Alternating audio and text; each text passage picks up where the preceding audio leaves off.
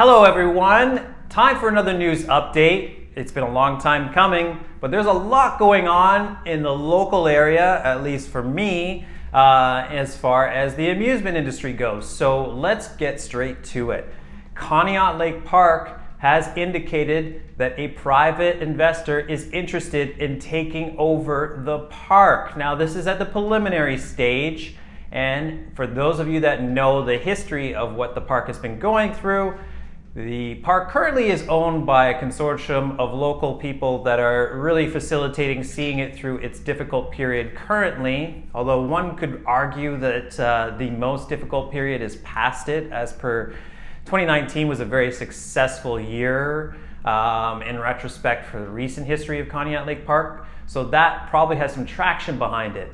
Now, there is a situation of which they are paying back debts that are owed that amount to about close to 1.5 million American, of which any potential owner that takes on the park would just absorb that debt. But we're talking about a little over $1 million that this whole thing is being valued for, because as per the conditions of the sale of Conneaut Lake Park, all the assets have to be included as per an auction, and other bidders can come in late into the game if they are interested. But no one else has expressed interest in Conneaut Lake Park in some time, so that may mean that this one owner does have a strong footing in taking over, and if it is indeed the case, they appear to be interested in continuing its current platform as far as what the park is all about. Nothing but exciting news. Unfortunately, I don't know what this means for my favorite event at the park, which is Ghost Lake. That's still up in the air as far as how the events and everything that currently are in place at Conneaut Lake Park may carry forward if new ownership takes place. That being said, it is a great piece of news for the park overall. We do know that not so far north, Fantasy Island has not had such great news over the last couple of years. And here we have a park, not entirely the same style of park, whereas Conneaut has quite the history behind it as a resort. But when it comes to these smaller amusement parks that are really kind of family run and family driven, it is a great indication that Conneaut Lake Park at least will have some future ahead of it, as other parks unfortunately have not. Moving to the next piece of news, Canada's Wonderland. While it does not seem that they've been able to officially announce anything other than that the park is temporarily closed for the last year, the park has listed almost 100 new jobs, part-time positions for the forthcoming season. One can only take that as an expression that the park does feel strongly that they're going to open this year. I'm not sure in what condition that might be, but it is the 40th anniversary, so they definitely probably are pushing for that to occur, because it is free publicity for the park essentially to celebrate the anniversary. As I've said on a different video, I am all about a RSVP reservation system for amusement parks going forward. I think that would be a great idea as far as managing the crowds during the conditions of what we have going on.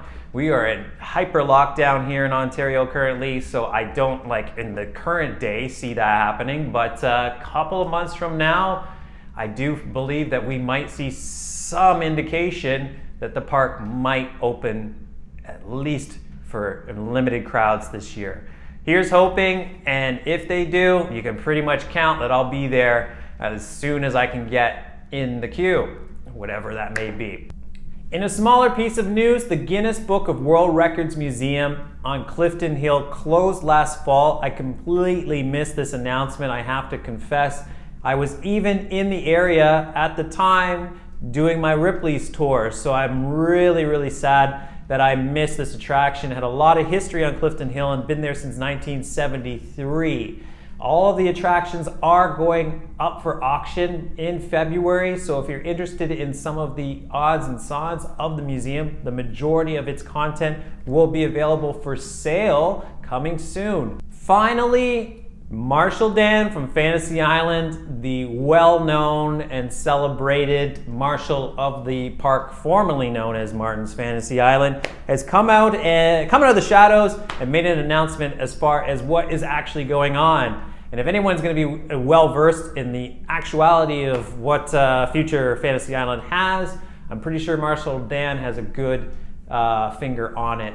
So unfortunately, he has made it pretty clear that Empire Amusements is out of the picture as far as the ownership group is concerned, or the ownership group that wanted to move forward and take over the park. So yeah, it is, as I just recently documented, just left as is without security, and most of the vandals have taken over the premises to the point where they've rendered it almost irreparable. It cannot be really repaired much. And I'm going to say that in all honesty, I don't think any investor that moves into Fantasy Island would really be looking to rebuild what was there before. I think that they would want to reimagine the park in a different guise.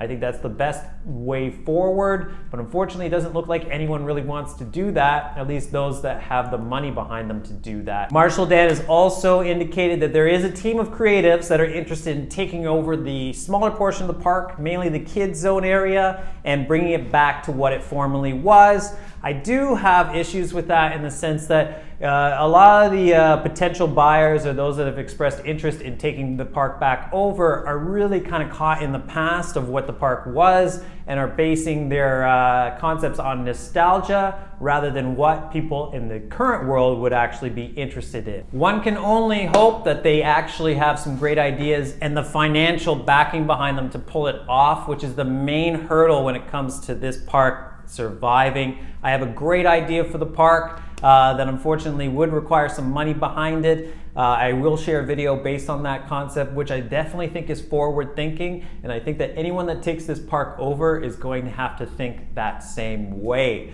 What's going to bring people out of their homes and into Fantasy Island in the 2000s, not in the 1960s, 70s, and 80s. The world has moved on, and we do need to think of a different world, at least as far as what Fantasy Island should be.